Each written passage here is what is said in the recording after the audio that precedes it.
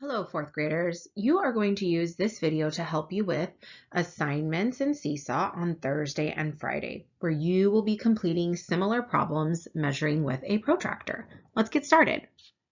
Before we begin, we have to talk about a few things in order to use this protractor to determine each angle. First, I really want you to be my hero. How can you be my hero, you ask? Well, you can always start at 0. You always want to find where your ray goes across that 0 with your vertex, remembering that to line up your angle with the vertex, and always start at 0. That is how you can be my hero. The other item I want to talk about is that there are two scales on a protractor. There is the inner scale, goes from 0 to 180 degrees. And there's also the outer scale that starts at 0 and goes to 180 degrees as well. And that is a half circle.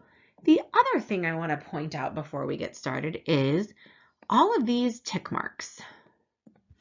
Well, all of these tick marks show you one thing: 0, 5, 10, 15, 20, 25, 30, 35, 40, 45, 50, 55, 60, and so on. Those are all multiples of 5. So you're going to use that to help you determine the angle each of these protractors is measuring. Okay, well, let's measure this first angle. Remember, be my hero. Start at the 0.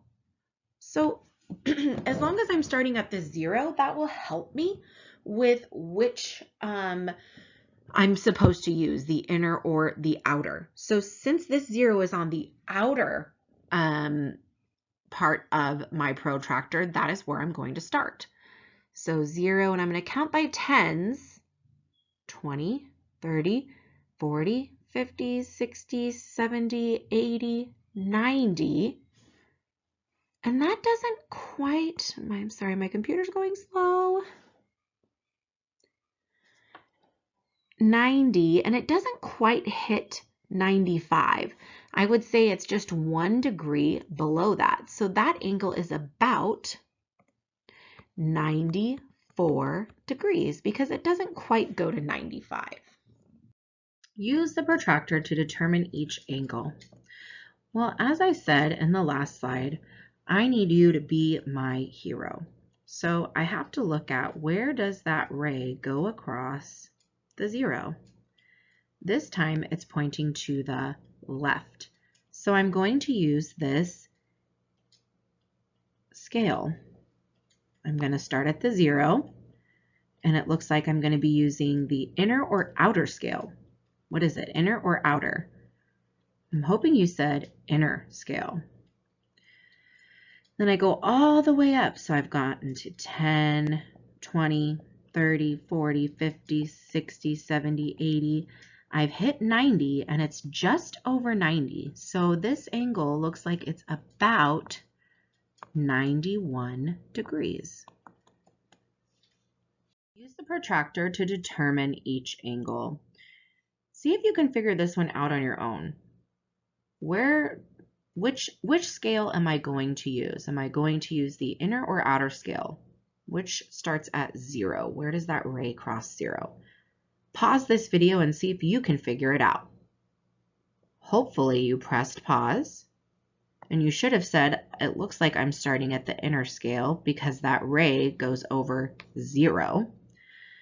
And I have hit 90 degrees, 100, 110, keep going. I've hit 160, and that is right in the middle. And I know that each of these tick marks represents a multiple of 5. So it's over 160, and it looks like it's going right over 165 degrees. So hopefully you said the measure of this angle is about 165 degrees. This is your last example. If this is going super well for you, that is awesome. If this is a little complicated and confusing, make sure you come to our help session and I can give you more help at that time. So remember, Be My Hero, start at 0, but pause this video first, see if you can figure this one out on your own. Test yourself. Hopefully you pressed pause. Be My Hero, start at 0, so I'm using the outer scale. Then I'm going to count up 10, 20, 30, 40, 50, and then if I go to 55, it's not quite over 55. It looks like it's about 54 degrees. So it is an acute angle. Thank you for watching this video. Please let me know if you need any help.